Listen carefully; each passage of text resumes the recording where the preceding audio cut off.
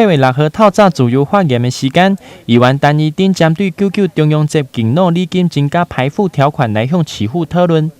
99中央代表是长久甲长寿的意思。议员表示，伫咧节日的时阵发礼金，是咧感谢长辈曾经对国家甲社会的付出。钱虽然毋是足济，这只是咧对长辈因表达感恩的意思，无应该有好也善的分别。这个条件让他觉得感受非常的不好，因为才1000块，其实金额也不多，但是那是一个感受的问题我们可以看到说，我们今年就针对了这个重阳敬老礼金，其实就定了这个最近1年综合所得税率达20%以上的这个条款不予发放就是有这个排付的条款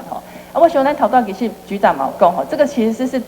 单纯表达对长辈的一个敬意，所以我们来发放这个重阳敬老礼金。可是我们设了这个门槛之后，感觉是对于这个长辈的这个敬意的这个美意好像打了折扣。为什么会年纪65岁以上，他还有所得20%？是多半是拿给他比较富有的孩子去当报税用，但是或者是有其他的使用。但是您如同您刚刚所说的，这个是对长者的一个敬意我们再来看一看这个状况是怎么样。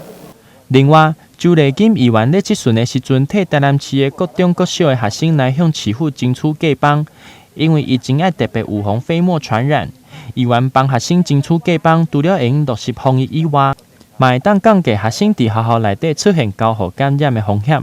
台南新闻林跟刘品言采访报道。